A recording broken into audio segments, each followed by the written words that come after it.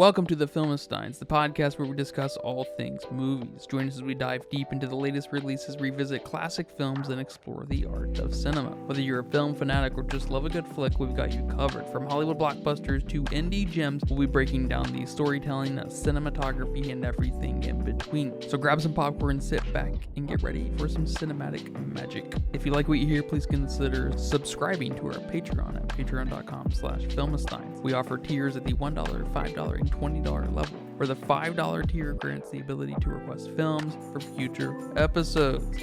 This is the Filmistines, where movies are more than just entertainment, they're an experience. All around you. And welcome back to another episode of the Filmistines. Thanks for tuning in. Thanks for supporting. Thanks for writing reviews. Thank you, Canada. Thank you, South Korea.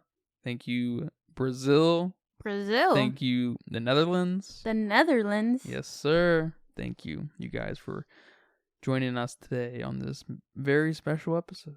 Thank you.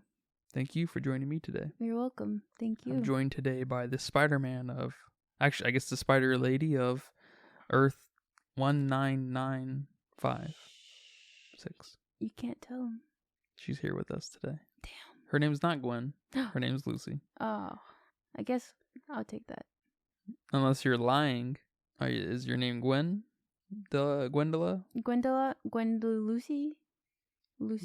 Gwenda. What does she go Goosey? by? Gwanda. Was it? No. Yeah. Gwanda? Something like that, yeah. Today we are covering perhaps the biggest movie of the year, 2023. Spider-Man Across the Spider-Verse. Is this your favorite movie of the year, Gwendola, Lucy? No. All right. There it is. Is this your favorite movie? We thought we had her, but we don't. This is my second favorite movie of the year. Behind Beau's Afraid. Yeah, I figured. Yeah. All right. You enlightened me today. What do you... No, what did you... Why is this your second favorite movie of the year? There's a lot of reasons. All right. There's a lot to love about this film. Okay. And now I'm more interested in what you have to say. Nah, now why are you turning this back You're building on this me? up, and now I need to know, how do we make this movie one of your favorites of the year? So walking into this movie, I thought this movie has a lot, resting on its shoulders. Where is it going to go? Is it just going to be another generic ass animated film? Because the first one was some setup, right? Yeah. We got a lot of Miles set up. He was hardly a character. He was learning his powers, which was cool and all. But how are they gonna take this in a very real, adult, urgent, risky kind of way? Right. You gave us the origin story. Yep. Now what? And I don't think there's ever been such a cool now what in, an action film, I guess, for better lack of words. Especially a Marvel film. This is very easily the best Marvel thing to ever happen. This is so different in a lot of ways, but yeah, it's way better that it's not even, it shouldn't even be classified as a Marvel film. And it's such an outlier that it's true. And you probably won't have a lot of people compare it to the MCU proper because it is just different. It's not, why would they be on the same playing field? But it's hard to ignore it when we got our boy, Donald Glover, trapped. That's true. So it's all canon, right? It's true, yeah. Which is it's pretty sick. Because we talked about, a little bit of the origin of Miles in during our talk of Inside the Spider-Verse. Into the Spider-Verse. The first one. And, we all know that Donald Glover was a big inspiration of the Miles character. And we saw him make a, more than cameo, but basically a cameo in the Tom Holland one, where he played Aaron Davis. Mm-hmm. And we saw that apparently he ended up being the Prowler in his universe too, and he got captured, or he got mixed up apparently in some other alternate universe where he got captured, and they're like, I guess you're gonna stay here, and He's just chilling there now. That was crazy.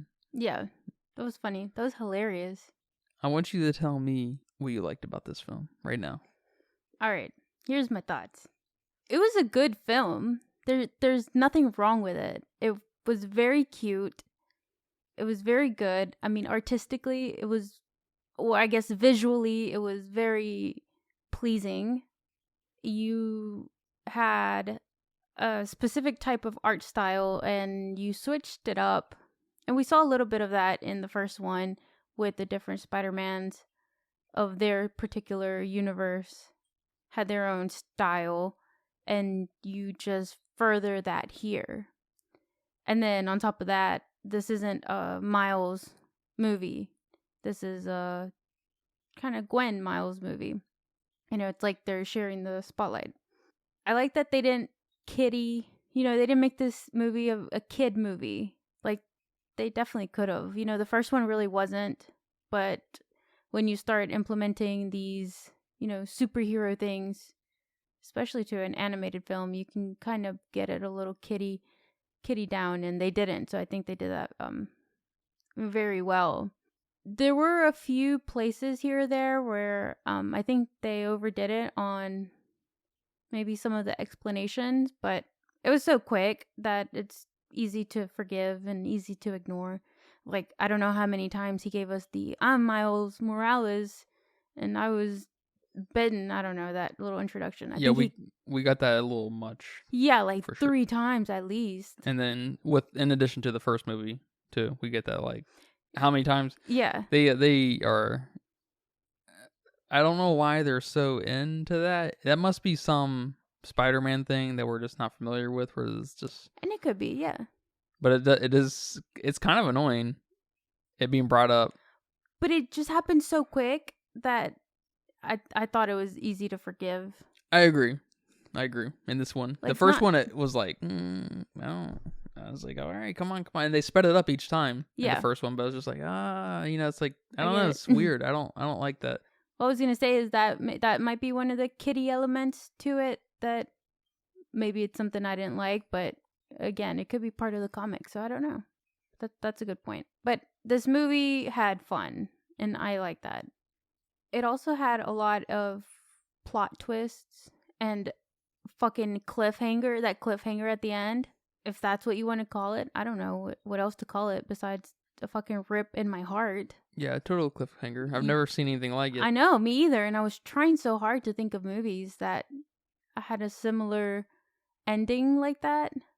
And I couldn't think of any. I could think of movies that you knew were a part 1. So you knew there was obviously a part 2. Like the last Twilight movie, the last Harry Potter movie. I'm sure some Star Wars movies. I don't know if they had part 1, part 2s. But like, the Avengers movies, you knew that was going to end like that. And I didn't know if they promoted this movie that it was going to end in that way. If everyone knew that it was going to have a second part, or that it was going to end on a cliffhanger like that. And maybe I just didn't know it, but I didn't think so. Yeah, without reading about it, I don't think you would have known, because I guess this movie was originally just going to be the next movie. There was going to be a 1 and 2, and then this movie just blew up in size so much that they made it a part 1, part 2. Okay. So we got kind of the opposite of David Lynch's Dune, where he made the big one, and they were like, no, this is only supposed to be 1, so we're gonna chop it in half here, and here. That's funny. Yeah. Yeah, but I mean, this movie had fun. I was there for the fun. They got me at the end. I was so mad. I was just way too mad at the end. Not that it's its fault. Like, I mean, that's awesome that you can get this emotion out of me. And now you're gonna make me go see the next one. For sure.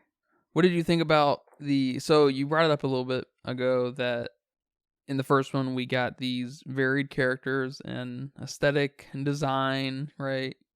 And mood.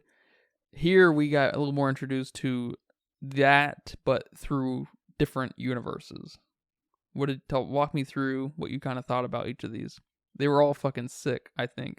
Yeah, they were awesome. Gwen's had this like weird dynamic kind of color palette based off of the emotion of what was happening in the scene. Yeah, a lot of darks, a lot of blues. But then when people would change their emotion, their like the color around them would change and stuff. And it was like, I mean, it was awesome. It was awesome. You know, I didn't expect Gwen to come from a universe like that. You know, I had no idea. Yeah. I wish we could have seen more, as much as we saw Gwen's. But Gwen, like you said, Gwen is kind of the main character here. She's at least one half of it. And I'd never seen anything in a superhero movie or a movie where you'd expect things to kind of be kiddier, like you were saying too, where we have, Gwen's Peter Parker turn into Lizard Man. What's his name? What is his name? I don't know. I know the character, but I don't know the name. Well, I love that our Gwen's Peter Parker turned into the lizard. I thought that was so fucking cool.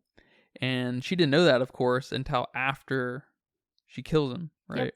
Which is cool in its own right, too, because we don't see a lot of death happen in Spider-Man anyways. Or really any superheroes. It's kind of tamed in that way. And then we immediately have to deal with her dealing with that her dad thinks that their Spider-Man, Gwen's Spider-Woman killed Peter Parker because he doesn't know that he was lizard dude. Yeah.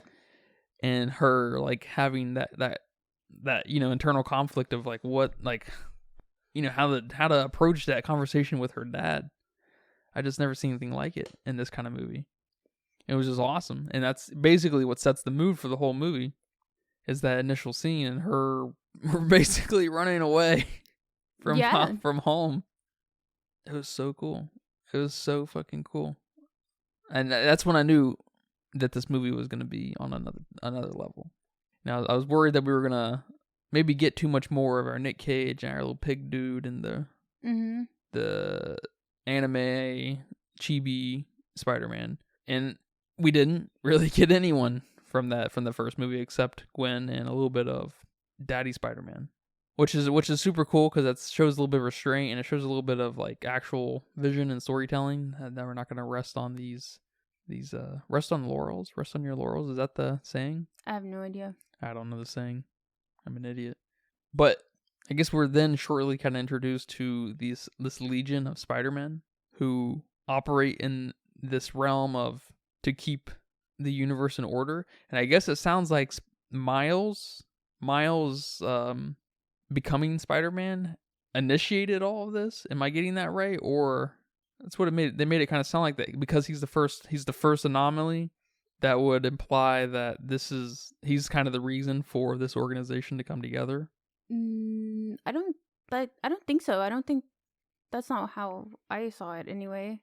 I mean, the organization came together because of the first dude, Miguel, right?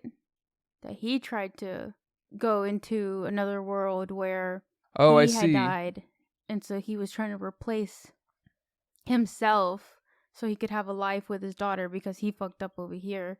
And then he caused, something that wasn't supposed to happen. He caused that in the other world where we have our what do they call him? Like roughed up Peter? I don't know how they reference him in Wiki. It was funny. They just said older Spider-Man. Okay. Our mentor Spider-Man. That's how they know each other. And he helped him kind of avoid that. And that's why that organization started. Okay. Right? Yeah, that would make more sense because what I was kind of confused on was how did they organize this in such a short amount of time? I know time's kind of obviously relative, not kinda, but if it was because of Miles, they would have only had a few years to get things in order. But yeah, that makes more sense because I feel like that would have been many years before Miles at the very least. Yeah, I think that organization was founded because of Miguel, but they still came together at this point of time to talk to Miles, I guess, to tell him that he's not Spider-Man. Yeah. He's a fake Spider-Man.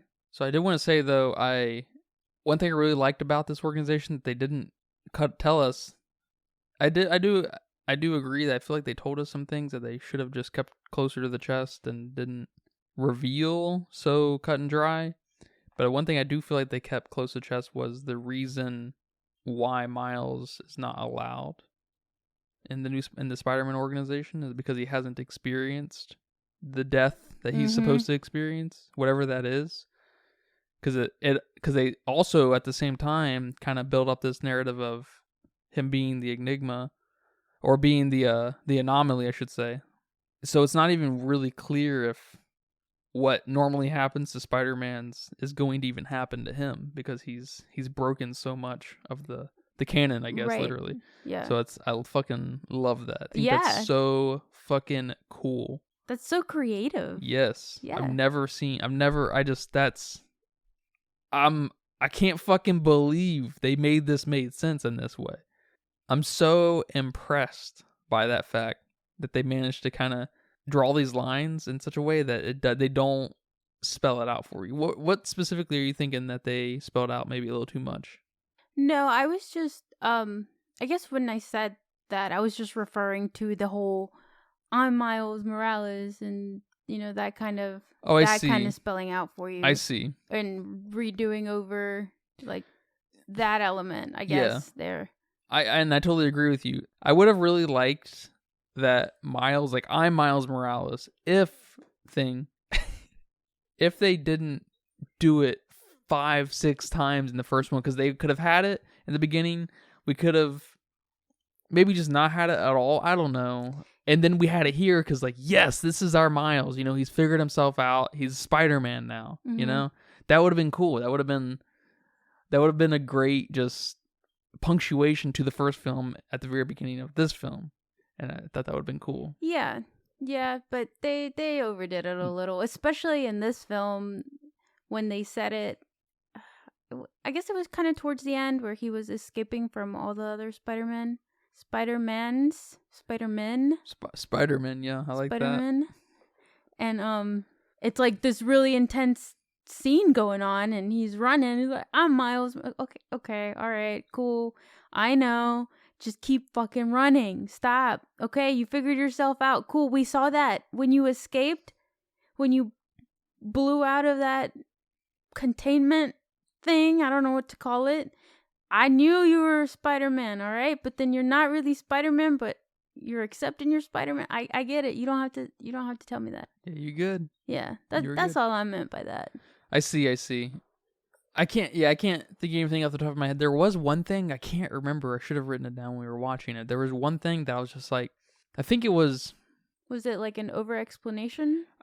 Yeah, it was a slight over-explanation with Miles. I think this is what it was, when he was like, my dad's about to be captain, or something like that. I was just like, that was like, I don't know, that is something you might say to yourself, but I just felt like it was a little, you're giving me a little too much here. Like, give me a little more performance and less like Miles' dad is about to be captain, reminding us. I was just like, like that was almost so emotional, but I got spoon-fed there. I just didn't hit quite right, because we got that to counter that, we got that through a different way when we realize, after the beginning, it's shown to us that Gwen's dad is a cop, about to be captain. That's not really in question yet, but we know that's in the back of our mind that he's a good cop.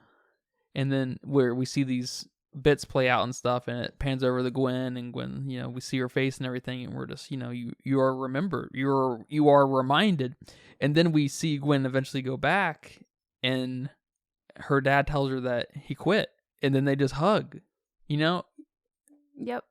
And she wasn't like, so you're not going to be captain, right? Wasn't like that, it was just, it's so small, it's such a nitpick, but this movie is so emotional that these little spoon feeds just kind of, you've got us. We're paying attention. You've got us by the balls, man. Yeah, and go ahead. They did it so beautiful when he goes to the wrong fucking Earth. Yeah. And you said it. You're like, he's in the wrong Earth, and I'm like, no, he's not. I don't know what made you say it. If you just recognized immediately, like, any kind of artistic style change, like, and that's awesome if you did, because I didn't. I'm like, it's just raining over here. I mean, that's the only difference. But then, they told us earlier. They told us that spider was from a different dimension and it was 42 or whatever. And we saw the 42 when he was putting in which Earth he wanted to teleport to or whatever. We saw that and it didn't click in my head. And if it clicked in other people's heads, that's awesome. You're so quick. Smart, but it's so quick. Yeah. And I don't think at any point someone's like, wait, he put in 42, or what is 42 saying right here? Yeah. And it's oh my God, that's done beautiful. Exactly. It's exactly the same thing where we just, if you're paying attention, we're paying attention. So like, that's just it. We don't need to be, it's just so, it's like when you're doing, like when the teacher's working a problem on the board and you're paying attention and then they go right back through it. It's just like, keep going. Yeah. Yeah. Stop. Yeah. It's just it's like kind of frustrating. And then in this scenario, it's like, if you're paying attention and you catch on, you're like, oh shit, oh shit, oh shit. But if you're not paying attention and you don't know and then it happens, you're like, oh shit. It wins on either way because it's like a big reveal. Exactly. Either way, you win. Yes. And you didn't have to spoon feed anybody. Yes. And I know it's a nitpicky thing to say that, Miles saying that his dad's going to be captain and everything. But yeah, I noticed right away. I didn't notice the number, I guess, immediately. Didn't click in my head. I did see the number, but I forgot it was 42. And then I saw that the art style is a little more... It was like a cross between Miles and Gwen's art style, where it was a little more green. And it reminded me of Gotham. I was like, oh shit, we're somewhere else. And then I was like, oh shit, 42. And I was like, oh shit, that's where the spider is from. So it kind of clicked in my head at that point, as soon as he arrived. And then I was like, the scene was taking so long that I was just like... And then I told you, I'm like, why would that not be the right one? Like, shut up. You're trying to read into this too much. No. And then we got to the scene where he's like, okay, Mom, I'm Spider-Man. She's like, what are you talking about? Who are you? And I'm like, just like, why is she not... is she playing with him? Like, what's going on? And that's when you said, like... There's not a Spider-Man here. It was like... It was so good. Just started feeding into my brain. It was so good. It was so good. And I'm not... I don't know how I feel about... You don't see it too often, but I don't know how I feel about when a scene... you have a character in one place, and then you have another character in another place that you think they're gonna cross over at some point. Like, Gwen was at his other house. Mm-hmm. Right? And you think they're gonna, like, meet at some point, because Gwen was on the outside of the window. We thought she was listening in and stuff, and there was like this back and forth and everything, which helps build the narrative of like, is she in the right place? Are they about to have some kind of convergence? But I feel like you see that in movies, and it kind of builds a false sense of suspense normally. But here, I feel like it's really effective. I don't know yet, though. I don't know how I feel about that. It's not a super common thing you see in film. I don't think we've seen one yet since we've been doing this podcast. But that back and forth, like, you know what I'm talking about? Yeah, I know what you're talking about. I'm trying to think if there's a film that I can see that in. Because I do think you see that a lot in, or maybe I'm imagining it, but kind of romantic movies. Where, they're going to do the big reveal of they do love each other or whatever. You kind of see them kind of prepping for it. And then you see the girl, the guy prepping for it, and then the girl prepping for it. And then sometimes they do meet where they're supposed to, and sometimes they don't. They're like, where's so-and-so? Like, well, he went out looking for you. And, that kind of deal. Yeah, exactly. That's what I'm thinking. I think exactly. It's fun that that's not used in a scenario like that. Yeah, that's all I'm really thinking of. Just girl-boy thing. The only other place I could see that fitting is with like when a cop is on to someone's trail. Yeah. And he's getting there, and then you see the bad guy, doing his thing, and you think he's still there, and the cop's showing up, and then you find out it's revealed that when the cop shows up, that bad guy's already been gone for several days, kind of thing. Like he was on that kind of thing. And so there's like. I feel like one of the Saw movies does that. Yeah, maybe. There's something hyper specific about that I like. That's just not used in what you'd expect here, and it's fucking so cool. Yeah, so cool. Yeah, and then it's so just the idea of the spider. It's so fucking cool when a film can make the first film so important. Like, the sequel can make the first film so important. How do I say this? It's really cool. Like, how... Like, did you expect the spider to come into play in a major way here? No. I know it's not a small part of any Spider-Man story or Spider-Woman story, right? It starts the story. It is, but it isn't, but it is. Yeah.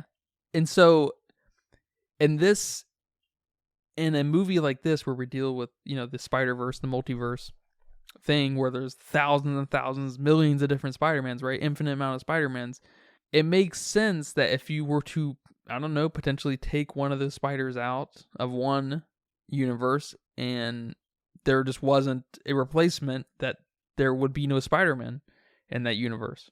And that's such a natural, it's like a natural thought after, I feel like, how am I saying this? It's like, I guess I should say, it's an obvious question after you see it. You're like, oh yeah, what, if there was no spider, what would that universe look like? And we see, in this case, we see like an Arkham style kind of criminal, overrun city by criminals and stuff. And it's just fucking awesome. I don't know how else to put it. It's so cool. It's like they finished the thought. Yeah. Everyone just thinks, okay, there's a spider that gives you the powers. Cool. And they're like, but what if there wasn't? Oh, wow. Okay, what a cool thought. But then what are those consequences? What? It opens up an infinite number more doors of what if there wasn't a Spider-Man, because then that brings the question statistically, if it's an infinite kind of multiverse type situation here, like you might expect, there are just as many universes without a Spider-Man than there are with Spider-Man. And so it's just like, are they all overrun by criminals? Not that even matters here, and it's kind of unimportant, but it opens up such a mystique to the whole Spider-Verse. I'm just like, now I need to see more. I just need to see more of what the fuck is going on here. Yeah. Because we've got different universes that have different Spider-Mans where they're not even Peter Parker too. We have Gwen, of course, and we have Hobbs, and we have Miguel, right? And then of course our Piggy Parker and stuff like that and everything. I've seen the first one and a little bit here, but it helps build a crazy amount of, I don't want to say mystery, but just kind of a wonder that's just I've never seen in a film that has canon, a bigger overarching kind of story like this. And it's so fucking cool. Yeah, it's so clever. It's so clever. It's super clever. It doesn't make me want to read the comics or anything, but it does make me curious, what has happened in the comics, Mm-hmm.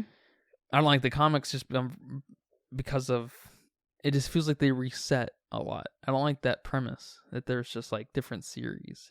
I guess I do like the aftermath of it when you can put them all in one movie, though. You know what I mean? Yeah. I don't like because it feels like there's just no end game to it. No, no pun intended. But I do love in Earth 42, Universe 42, whatever. He shows up. Yeah, he talks to his mom. She laughs at him. It's awesome because you're just like, what's going on? Does she care? Because it's almost like you could see a mom not even knowing that there was a Spider-Man in the universe. Yes. It reminded me of how moms and dads will be like, when you think about video games or something, a lot of older people think of video games as still Mario, when in fact video games are arguably one of the most powerful ways to tell a story today. And it's not, of course it's not fucking Mario anymore. So, but it's just, it reminded me of that. So it was believable that the mom would be just laugh at him. Yeah. That there is no Spider-Man. Was the mom and Aaron Davis, were they hooking up? I don't think so. He was just there because he's part of the fam. Yeah, I don't know. I don't think so, but I was waiting for a kiss on the cheek or something, but it didn't happen. Yeah.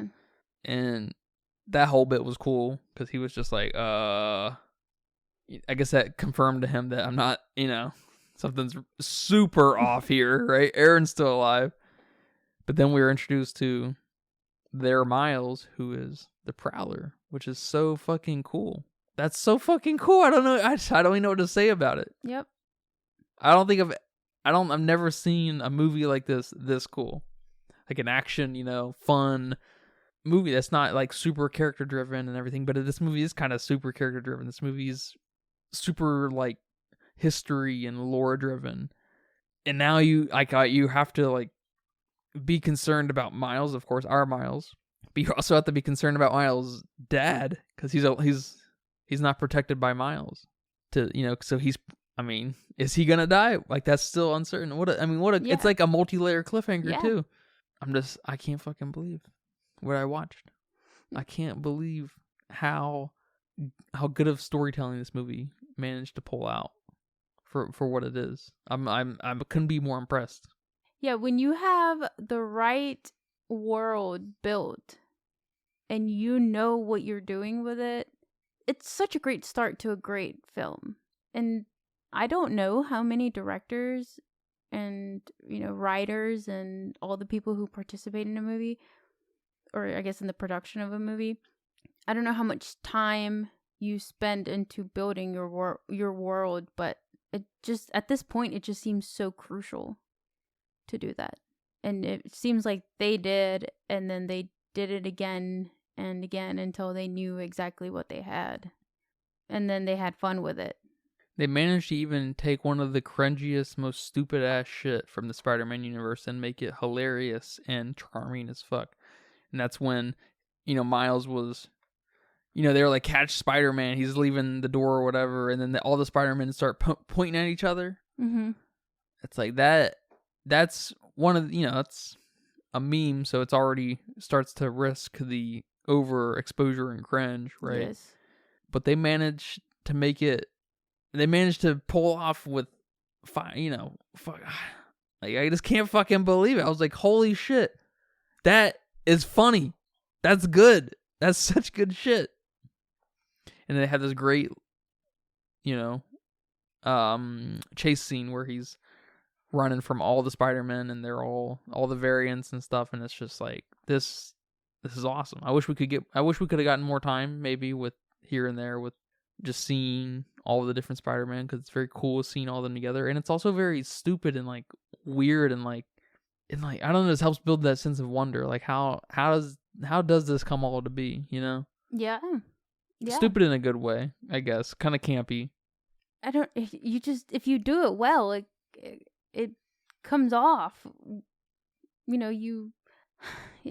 don't even know how to, because this could have been another, angsty teen love story. They could have gone there, and they didn't. They showed some fucking restraint there. They made him flirt, and they made him like crush on each other, and he had all these drawings of her, and she missed her friend, and we knew she liked him, but they didn't give us that. They didn't go there, which is awesome. Like, kind of like with the mom and the uncle.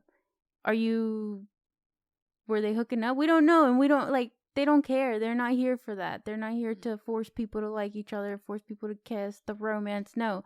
We have more important things to do here. And I love that, because in so many films, and, we've covered quite a few movies where it's a forced love story, and it just takes away from the movie. And they didn't do that here, and they could have, because these are angsty teens. They do like each other, and we do see the chemistry, and we saw the chemistry in the beginning, in the first movie.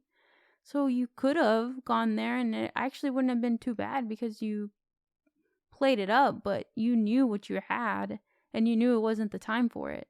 So I like that. I like that they had fun and knew what they had. Yeah, it makes these characters feel conflicted and responsible and real. Yeah. Human. Yeah. So how did you feel about Hobie, Spider-Punk? Oh yeah, Spider-Punk. British Spider-Man. He was hard to understand. Yes. And they make fun of that a little bit. Of course, that's, I think, pretty normal for a character to make fun of the British person. I like that they made him this like anarchist kind of hedonist type Yeah. character, and they made him fun. I didn't to a fault. I didn't understand him. I didn't understand him to a fault, but that's okay. He wasn't super essential. His most, his important part was to, who did he give To Gwen. He gave it to Gwen. That was kind of his big moment as far as the story goes, and that was cool. And I bet I like it brings a texture to the Spider-Man that they're not all for one for all kind of thing either. Mm-hmm. And I like that. I know we just really got one kind of non-conformist Spider-Man in that way, but just his presence and his disagreement implies that there must be just a million other Spider-Man disagreements like him. And I know the multiverse kind of thing helps just lazily helps confirm that in a way, but it's so effectively built, the multiverses and these characters are, that it works.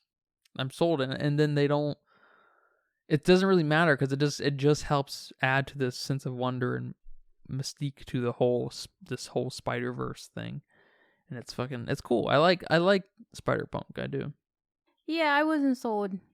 I don't think it helped that I couldn't understand a word that came out of his mouth. And we didn't have subtitles, so I was just, I guess, kind of annoyed. And then this is an animated film, so I can't read his mouth to even attempt to understand what he could have possibly said. So I don't know. I was a bit conflicted on his character. Like, why? Just why did you have to go there? If it was for the joke, okay, I guess. I get it. He played his part. He made Miles a little jelly and gave Gwen the little time dimension bracelet whatever thing. Alright. Yeah, all I'm saying is that was a bad choice, but it's a little nitpicky, It doesn't destroy the movie. What about Miguel? How did you feel about Miguel? Miguel's cool because he helps build this. He adds into this wonder and the Spider-Verse thing because he feels very Prowler-esque. Yes. So, and he's kind of got the Prowler little the sound too. Yes. I'm like, okay, that's weird. And he looks kind of like a bad guy. Yeah, So I'm just like, I don't know if I can even trust this guy, but nothing comes of it in the first film. In this film, the Across the Spider-Verse. So I'm just like, yes, this is how you fucking tell a story. This is it. You make all of them important to each other. This is fucking awesome. Yeah. I mean, it's confusing as an audience member because he's Spider-Man, so he's a superhero. But then you give him little Prowler noise bites here. It's like, so are you evil? And then like you said, he looks evil. So you are evil. You're acting evil. You're acting crazy, but you haven't done anything. So I trust you, but you're chasing our boy Miles here, and you're acting kind of like you're about to fucking kill him, no matter what. So are you gonna be evil in the next film, or did you just build up this character so well that I'm trying to categorize him in this good or bad, just drop him there in my mind, but you're trying to tell me here that it's not all like that. Is that what you're doing? Jesus Christ, man. Good job. But the noise just threw me off so much. Like, you're not putting any noise in any of these other Spider-Mans, so. I know it's conflicting, but I do, one thing I love about his character is he's this champion of we have to uphold the integrity of the canon. And everything has to go according to plan, or else things are going to start getting fucked up. They will. We have, demonstrable evidence for it. Yeah, but he caused that to himself. That's why he's anal about it. He didn't have this, he didn't have this principle going into his life. he had to learn from his mistake. Well, I mean, that's one of the crazy. That's the awesome thing is, no one's born principled. You have to learn from your mistakes. But my superheroes are, that's why this dude's so confusing. Yeah, I guess that's fair. Your superheroes often are, but that's one reason that makes things like Spider-Man and Batman kind of more interesting than other superheroes, because they feel like they have actual internal conflict a lot of times, and they're actually fighting for something. Yeah. It's the only superheroes I like, these two. Batman and Superman. Get out of here. Spider-Man. Superman is the worst. Superman is the worst. Superman's the worst, just like Captain America's the worst. You feel me? Yes. Yeah.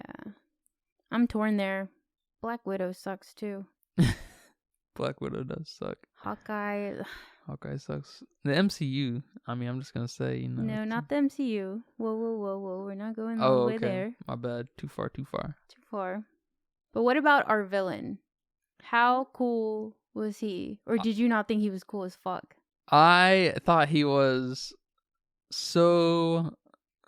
I thought he was just they did... That's what I'm saying, man. They set up this villain of the day so fucking perfectly. He was the villain of the day, but he's so determined. Yes. He's not going to be just a villain of the day, and now he's an actual fucking problem. Yes. And it's awesome. It's so awesome, because I thought we had, they did such a good job, because, they set him up, convenience store, he's robbing a convenience store, he is the villain of the day, okay. Yeah. And then he gets thrown into himself, and we're having to, it feels like, I don't know about you, but it felt like to me that, okay, he's stuck, he's gonna have to figure his way out of this, right. And it's gonna take potentially forever. Yes. No worries here. He's way more capable than you could ever imagine. And it's awesome. I was just like, what the fuck? Because his power is cool, but his power only gets cooler and cooler as we see him develop. I like that. And I'm just like, excuse me? And I'm like, this whole time, I've never even heard of this motherfucker in my life in the Spider-Man universe. Spot? Is that what they called him? Yeah, Spot. I love it. I love that they took this, I don't even know if he's like I hear a villain from the comics. I'm sure he probably is. I can only imagine how many villains there are from the comics. I think he is from the comics, and they originally weren't going to use him. They say who they're going to use originally? I didn't see. If they did, I didn't pay attention, I guess. Yeah. But I guess the person who was trying to convince everybody was like, no, hear me out. This is where I think this could go. I can't even see another villain making sense in a multiverse type thing. Yes. Because most villains are so flat. You know what I mean? Like, they just kind of live within New York, and they are dealt with by our Spider-Man. And it's one thing I like about the game that's about to come out. We're dealing with this villain called the Craven, I think, and he's this hunter who hunts.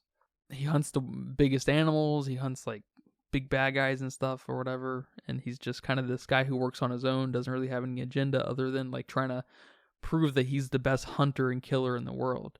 And he's the main bad guy in the new Spider-Man game. And it's just like, that's like kind of like, I don't know if you'll know exactly, but remember the movie Prey that we watched about the new Predator movie? Yep. Yeah, that's their kind of whole shtick too, is the Predators they go all across the universe to hunt the best of the best hunters in the world, right? See what I'm saying? Yep. And so we kind of have this thing happen in the Spider-Man world, and I'm just like, what? This is awesome. Craven's probably huge in the comics too, so I'm just able to, so I just appreciate him because he feels new and fresh. But I love Spot. And I love his voice acting kind of matches his initial appearance, and it like slowly becomes this. It slowly starts to feel like that he's even becoming a little in over his head or something, but he's just kind of running away with power, and it's just, I don't know, it's perfect.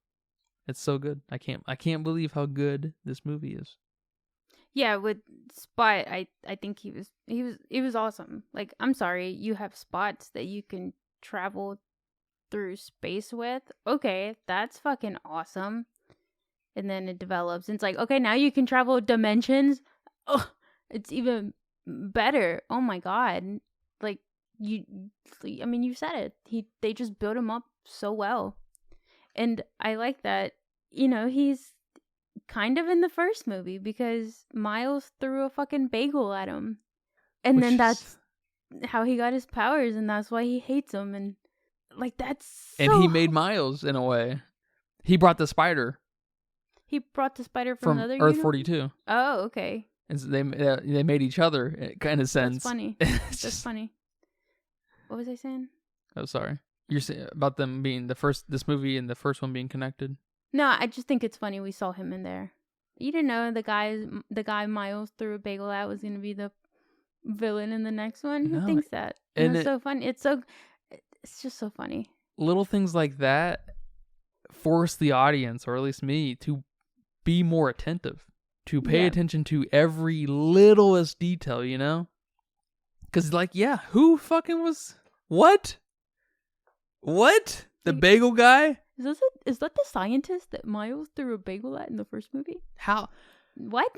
What little things happened here that might become a bigger deal in the next movie? I bet so many. It is. I've never seen a vision like this, man. Because in like things like Guardians of the Galaxy, they're kind of separate stories, right? We see our characters develop, we fall in love with them, we understand what happens in between the stories, and it kind of shuffles things up and makes the dynamics a little different, and everything, and it's cool and how it all plays out. But this is like basically a part 1, part 2, part 3, all happening in the same kind of month type thing. They could have all just been one 6-hour movie, Yeah. basically, and it's so fucking cool. It's so fucking cool, and I love that. I just love that they can overlap so many things from the first movie and this movie. I just love that so much. I feel like I've never seen that in a film quite like this. Because, I don't know, I just think of things like Harry Potter, where we have the objective in the film, and then at the end of the movie, all right, end of the year, we can all go home, or whatever, and we just kind of are waiting for the next thing. But things have been brewing all along in these, and I guess that's true too for Harry Potter, especially because of Voldemort happening in the background and everything. But until Voldemort shows up, really, in a big deal at the end of during the 5th one, he doesn't feel very present, right? When you say in the movies. Yeah, that's probably the difference there, because you do see this in books. You're like, oh shit, that's the thing from the first book. And maybe that's something that's missed when directors or screenwriters take the, source material and ignore those little small details, as they would probably say, or, not important things, when they could be if you read it right, maybe, or if you read it more than once. Yeah. I mean, certainly it might be a fault of the directors and screenwriters for sure, and not having the confidence and vision to, see this thing through. Unlike these guys could not be more all in. Yeah. Yeah. So I think it's missed in films for sure to do that kind of stuff. Yeah. Hopefully we see some kind of Renaissance, I guess would imply that there was originally one, but some kind of reformation in how big storytelling can happen. Like in the new Harry Potter is going to be a show, so it's going to be inherently a little more interconnected. Hopefully it's good. I assume it's going to be very good. It better. I think it may not be that bold of a thing to say, but I think the HBO Harry Potter show is going to be the biggest show ever. And how many people watch, the quality of show. Yeah, me too. I think it's going to be crazy. I think it's going to make Game of Thrones look like it was walking so Harry Potter could run. That'd be awesome. Yeah. I think they're going to have much more vision and direction and confidence and worth to take things with Harry Potter than they did with Game of Thrones. And that partially helps. It partially helps that J.K. Rowling's done with the Harry Potter series. So, unfortunately for HBO, our boy George R.R. Martin hates his fans. I mean, obviously, or likes watching them suffer. Maybe maybe not hate. Shit. Yeah, that's fine. Whatever. It's done. The Band-Aid was pulled off. I don't give a fuck anymore about it. What do you think about the Italian Renaissance vulture dude? That was cool, wasn't it? Yeah, I guess that's where we got a little bit of our first. That's where we got a little bit of our first introduction to all of these other Spider-Men. Yeah, but like these, I guess, villains and characters from other worlds, other dimensions. Yeah. And he was made out of wood or something? Yeah. It was so cool. And you're like, what is going on? And then that's where we have our first, or I guess that's where we meet Miguel and Mama Spider-Man. Spider Mama. Spider Mama. Yeah. Yeah, I liked the Da Vinci-esque vulture. Thought he was cool. Because just another... Is it self-indulgent at this point? I don't know. It's so just good that it's kind of hard to call it self-indulgent because it doesn't really tap into... It knows exactly what it is and it knows exactly how to tell its story. So it's just adding a little more artistic flair to it is just, I think, welcome. To me, I'm just along for the ride. I don't know if I can even... I don't know if they can do any wrong in that way.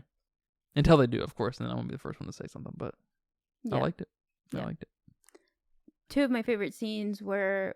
I guess the first one was when they were arguing at the dad's party, promotional party or whatever, and the DJ turned up the music. I thought that was hilarious. That's so tiny, so clever, and it cracked me up. He's like, well, I'm just gonna turn this up so nobody hears you guys arguing, and then they argue louder. He's like, all right, I give up, and then he turns it down so everybody can listen. Or was it the end of the song? That's how I took it. Oh, it was the end of the song? The song ended, and he was like, "Oh fuck!" He was like, "My bad." That was so funny. And then my other favorite scene was when Miles was talking to that girl. Was it Spiderbite?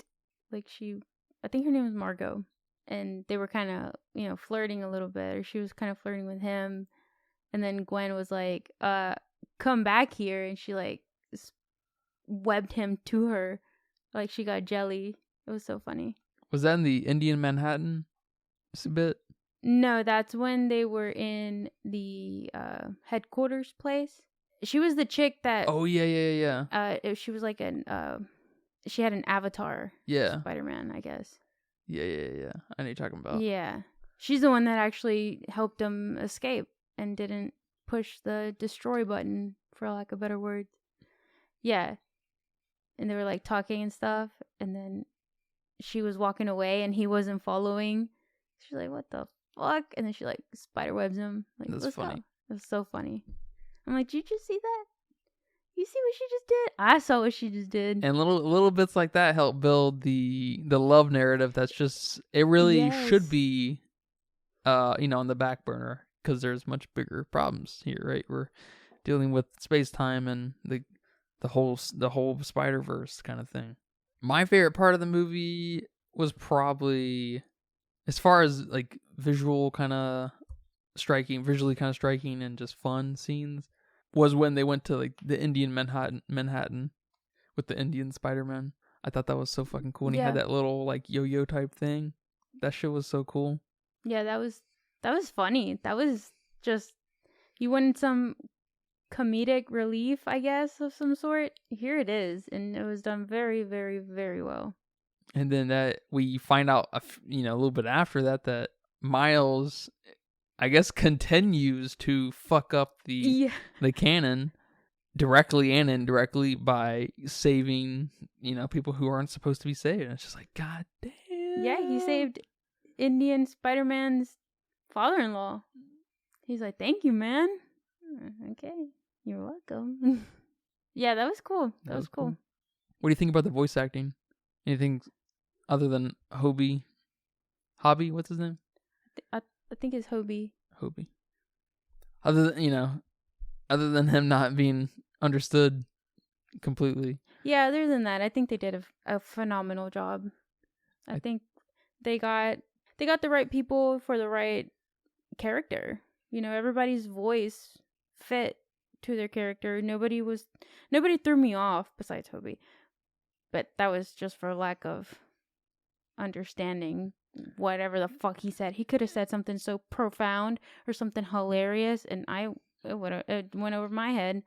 So no, I completely agree. I'm actually really surprised at how good the voice acting is here. The voice acting is not very good in most animated films, and it's awesome here. Especially, I'm gonna butcher his name, but Shamik Moore, who plays Miles, and then Haley Steinfeld, who sucks normally, but she's awesome here as Gwen. And then shout out to Brian Tyree Henry, of course, my boy Paperboy. Yeah. Atlanta's probably my favorite show. I think I've decided ever. Just gonna go ahead and put it on the record. All right, it's out there. Atlanta. I'm not done with it yet. I got a couple more episodes, but another bit I liked with Miles and Gwen was when Gwen was leaving, and she was, kind of looking back at where Miles and them were, and Miles was there, invisible. It's kind of weird that they don't sense Miles when he's invisible with all their Spidey senses and shit.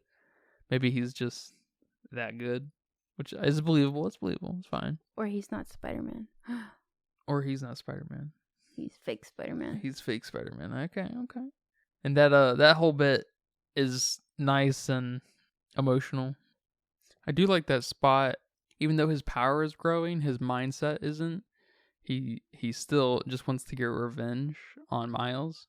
Even though he's this intergalactic, interdimensional kind of being now, and he's traveling all about and getting all this power, he still just wants to come and kill Miles' dad. It's like, okay, it's awesome. Yeah, that's funny. And I mean, that's kind of a villain trait. That's how you know you're a villain. Like, your weapon might grow, your muscles might grow, your, spots might grow, but your mind's not growing. You're still a fucking child. And that's when you have your villains turn into good guys, when they actually do have some maturity and self-development growth there. So Yeah. No, yeah. That's clever. That. That's funny. I like that. Never really thought about villains having mental growth. And because I think it gets a little messy and out of control when a villain like Thanos or something just wants to, do these really ambitious things. Thanos isn't really a great example because he's not really a villain, I don't think. He's just kind of an environmentalist and really concerned about the universe to the nth plus 1 degree, and so he thinks making the ultimate sacrifice is a necessary one. I'm sorry, Thanos is a villain. He sort of is, because he's still, kind of abusive and destroys planets for no reason. Or for a little reason. Sacrificed his daughter? Yeah, there's a little bit of villainous to him for sure, but I feel like he's still an environmentalist at heart, and I see to that. I'm not going to.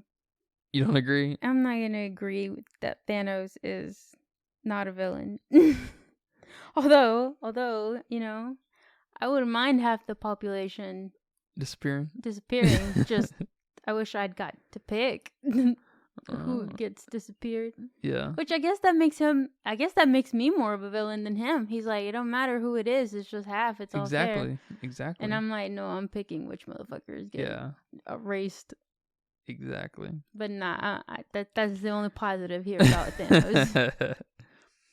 I like that we have this setup where Spot and Miles kind of make each other, and then it gets a little bit furthered where Miles pushes Spot into himself, which allows him access to all these other dimensions and allows him to grow. Miles kind of pushed him into that, which then furthers Miles into. Well, I guess it doesn't really further Miles' story, does it? Because he follows Gwen. But I do like that he kind of was the catalyst again into Spot's villainhood. Well, I guess you could say it does further. How'd you phrase that? Catalyst. is a catalyst to Miles's story, because maybe not. Because one of my favorite things about this movie is that Spot and Miles' story is really not all that important, as we kind of been saying about the romance between Miles and Gwen.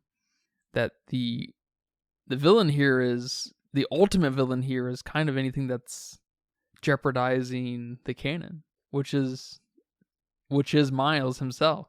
So he's kind of he's kind of a villain himself. Yeah, I'd probably have to think about that a little bit, but that makes sense. Did you get the feeling did we say this a minute ago? Did you get the feeling that Miles couldn't join until his dad died? Yeah, I got the feeling that he wasn't able to be part of this club until he had experienced the ultimate loss for like the everyone else. Yeah. Okay. And I mean, how can you not get that feeling when you're having all these flashbacks from all these other Spider-Men experiencing that? Because who was it? Was it Andrew Garfield's Spider-Man that we saw? I think so, yeah. Or it was supposed to be? I don't know. That didn't look like Andrew Garfield to me, but if it was supposed to be, I guess it is.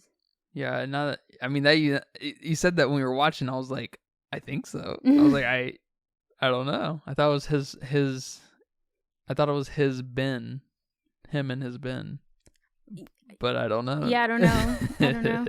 But that was funny, because it was almost like he was blurred. Like it was like a hint of, yeah, this is Andrew Garfield, but we're not going to show Andrew Garfield kind of deal. But maybe that was just me. It's like, wait, that doesn't look like him. Do you think the next, like, Tom Holland Spider-Mans are gonna have anything to do with the multiverse? I think so, just because of how playful Spider-Man is. With the Tom Holland Spider-Man, they brought Tobey Maguire and Andrew Garfield, and they made them all, save the world, save Tom Holland's Earth, I guess. So they're already very playful films, and we don't even have to say how playful this film is. So it would completely make sense for there to be a kind of crossover there. And I think it would be very possible because it fits. It wouldn't be anything forced. They set it up so perfectly that it's very, very possible. Why am I more okay with all these Spider-Men getting together in some capacity than the Avengers? I hate that all these other superheroes are piling up in it, because it makes the universe feel so small. But this makes it feel like it makes the mini Spider-Men make the universe feel much bigger. What is that? That is a personal problem, my friend. Because like when we have the Avengers things going on, it's like, Iron Man's problem or Captain America's problem or whatever, and it's just like, why don't you just call your friends? You know what I mean? Like, just to solve the fucking problem, or the new Ant-Man movie with the big-headed dude. It's like, why don't you just call your Avenger friends and solve the problem? There's none of these, almost all of the standalones are just complete non-issues, because you just call your buddies and they show up and you fucking save the day. Because nothing can be as big as bad as Thanos, right? Or very few things can, right? Otherwise, the universe would be in a really fucking big predicament. It feels so like there's just nothing at risk ever, and it's just all the other movies are pointless and stuff. But when we have a multiverse where all these Spider-Mans are connected and in story, but they're not in the same universe, so they can't just cross over so easily, that it feels more. It doesn't hurt the size the size of the universe just really isn't in question, because it's just a non-issue, because our Miles has to deal with Miles' problems. He can't rely on other Spider-Men showing up. But Iron Man can, because he lives with Captain America. He's like his fucking roommate. You know what I'm saying? It's a fucking issue for me. I don't like that. I wish Iron Man just lived in Iron Man world. There were no other superheroes. There were no other nothing. And he just had to deal with Iron Man problems. Is that a funny thing? I mean, I don't think that's completely true. They live on different parts of the world, and they do their own thing. And sometimes, Hulk can't come because Hulk is, still stuck in that thing over there. Or Thor is in his separate god world. And I guess Thor makes a little more sense because he's not from Earth. So he's somewhere else. So it makes sense for him not to be able to come help. Because he's doing god things. I don't know what Thor does, really. So yeah, but I get what you're saying. And I bet the Avenger films are some of the better films just because they have all of them together like that. So that's kind of why I don't want to completely agree that it makes it feel smaller, because those are my favorite films, the Avengers. But I do agree that the Spider-Man movies, all these other Spider-Men, they're doing a way better job of, mingling with each other. But I just think they're just doing a better job. They're just making it more fun. Yeah, they have I guess, to give it up to the Marvel guys, the MCU guys, that the animated Spider-Man guys, the Spider-Verse trilogy has a technically less ambitious story to tell, because it's going to be told across 3 films. It's not going to be told across, God, how many, MCU films, right? So to give them some slack, the MCU, it's, I know I cannot, I would not want to write for the MCU because, what film are they on? Probably 60 or so. Yeah. So it's, And I'm sure the comic faces some of this too.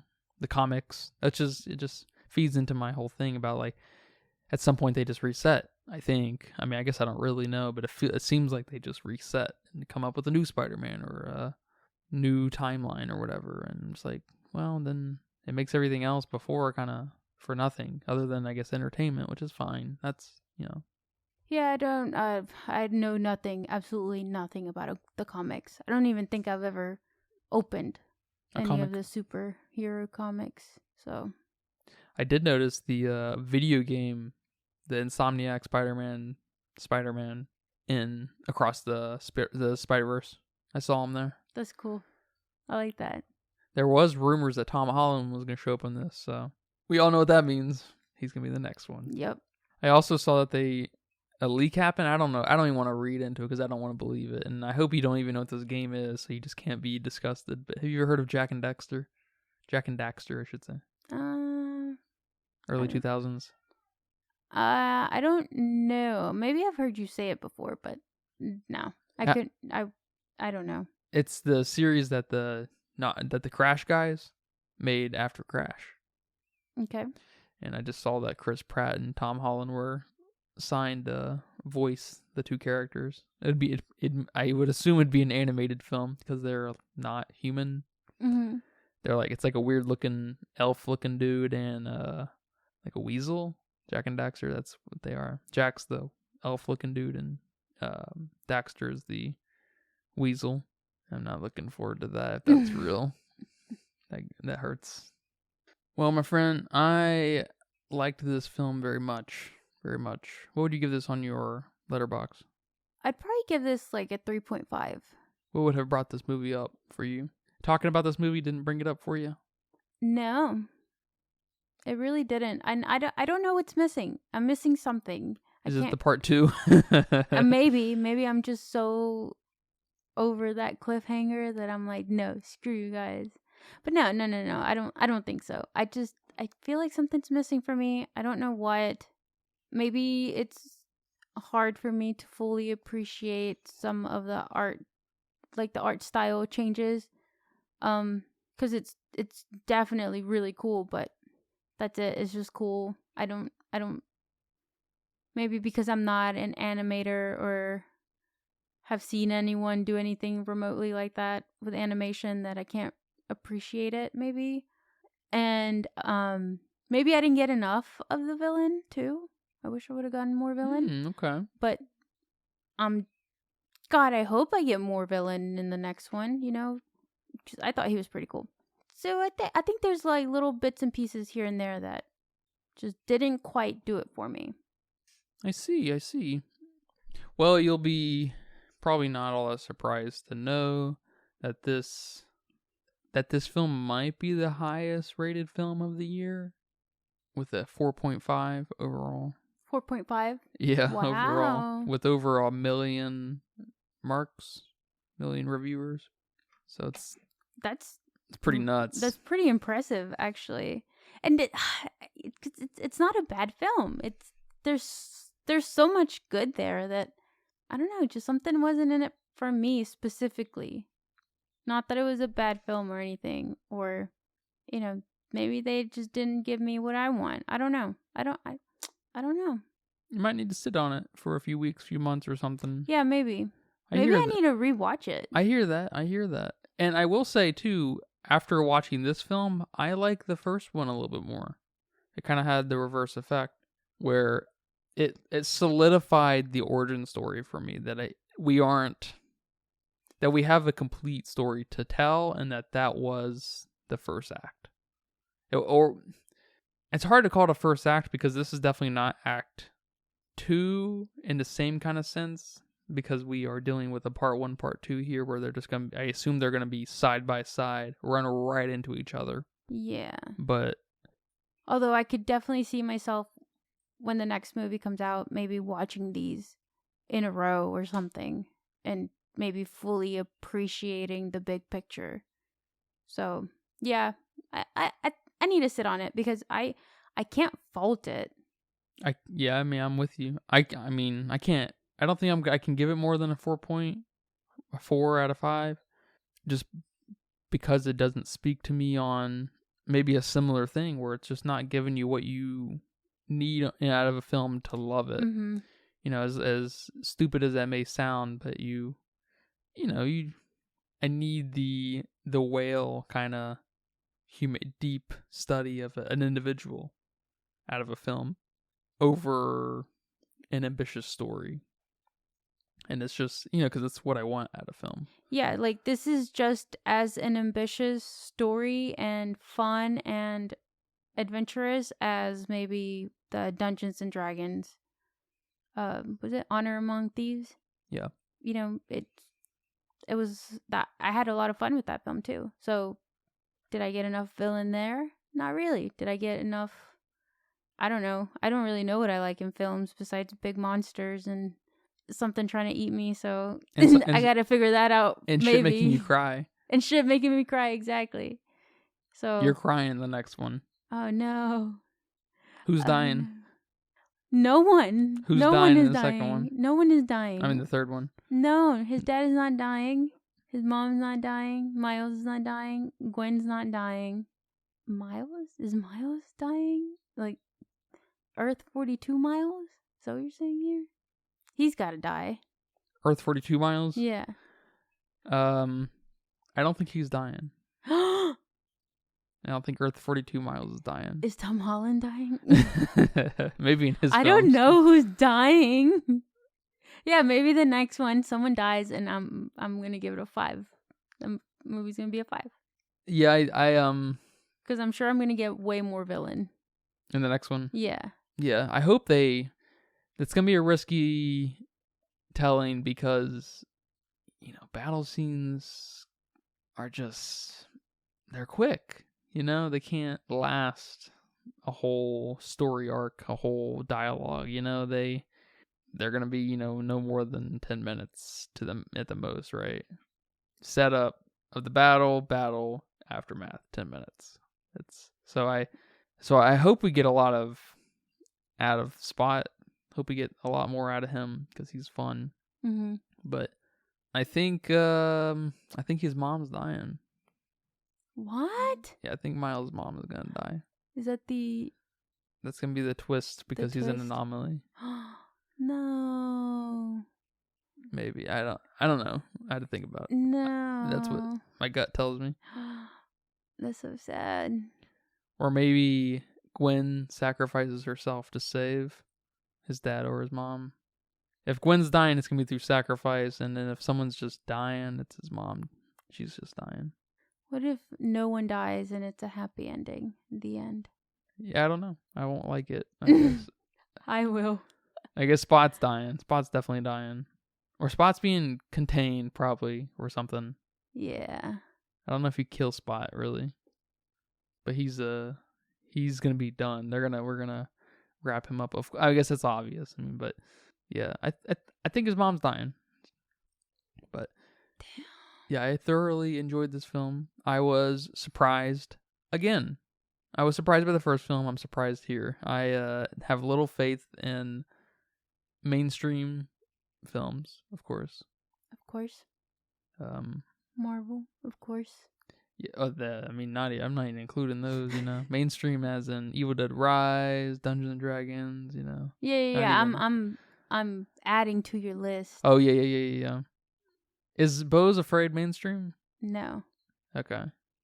Because it feels kind of mainstream because Ari Aster is so important to the reason I like films. He feels kind of mainstream in my head, but no. I don't think so. Okay. Yeah, the Money's Made would also say the same thing. That movie is not mainstream. Yeah. But speaking of which, any final thoughts? Yeah, when we were watching the film, you said that there wasn't a date yet for the next film. And something about the strike. Yeah, the strike is somewhat postponing this. We haven't.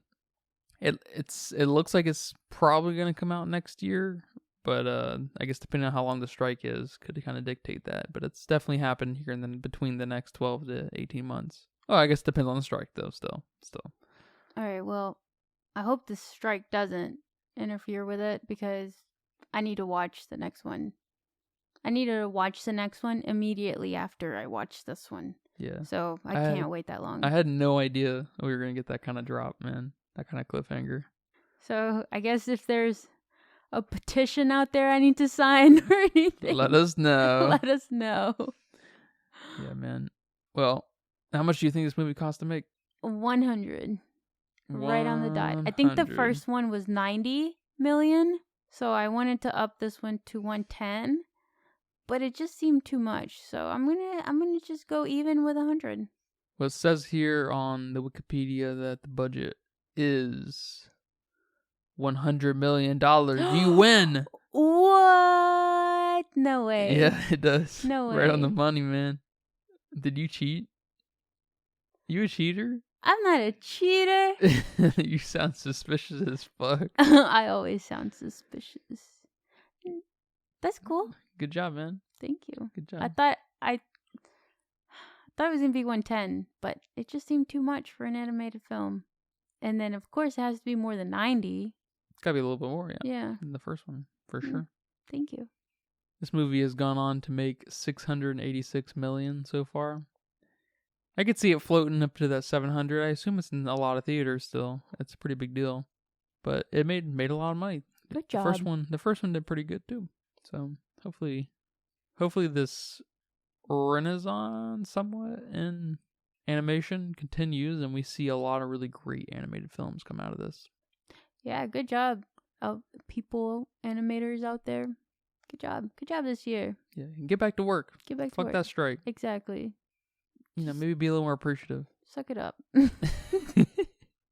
If I can suck it up, you can suck it up. It's for real. I mean, do you guys even need to live in LA? I mean, don't you care about your audience? Yeah. But that's cool. Is this gonna surpass Mario?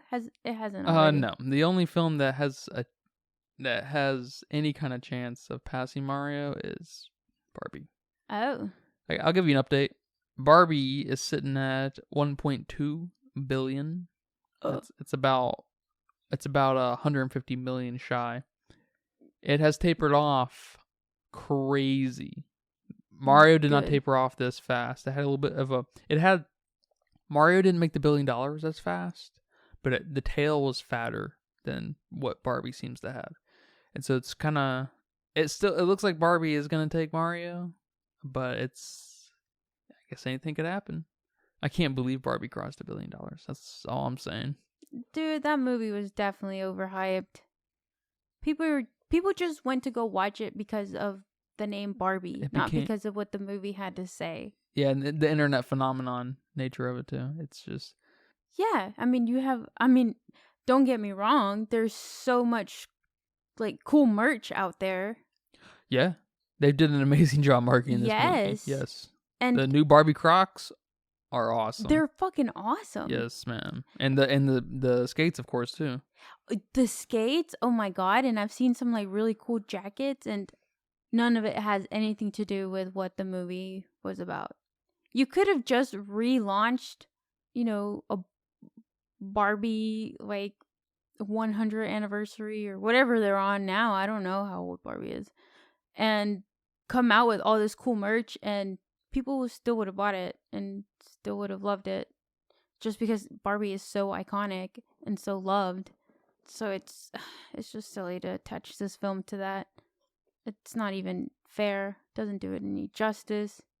Not doing the film justice. It doesn't do Barbie brand justice. Yeah, that sucks. Yeah, it's on track to being... Barbie is on track to being the highest grossing Warner Brothers film of all time. Only behind one of the Harry Potter films. It's already behind? That's the highest grossing film. I can't remember which one it was. Probably the last one. Yeah, probably. The Deathly... I wonder if part 1 or part 2, but probably one of the Deathly Hallows. Yeah. One of the Harry Potter film is the highest grossing Warner Brothers film. Well, it better stay that way. I know, right? Stop going to see Barbie. For real. Yeah, I want to see Mario Land to stay on top. I want that. Yeah, I don't want Barbie to surpass it. If there's a movie that's gonna surpass it, I want it to be this one. Into, or what is it? Across. I want it to be Across the Spider-Verse. I want it to be the Meg 2. I want it to be, Cocaine Bear. Not Barbie. Meg 2 is sitting at $265 million. Wah, wah, wah. How many weeks has it been? I think it's just been 1 week, right? No, 2 weeks. Is this the third weekend? August 4th. Okay. Not great. Okay. That's not awesome. That's not as good as the first one. No. Yeah. It's going to be up in the air, isn't it? If we get a Meg 3. Because if we're entering the third week under 300 million, that the tail is already, in motion. They might see another 100 million over the course of the next 3 or 4 weeks. Mm-hmm. But yeah, I don't know if that's going to be enough. What's in third? Third place is Guardians of the Galaxy. Okay, good job. They deserve it. And then fourth is Fast X, Fast 10, Fast and Furious. Ugh. And then 5 is Spider-Man. Right. And then 6 is Oppenheimer.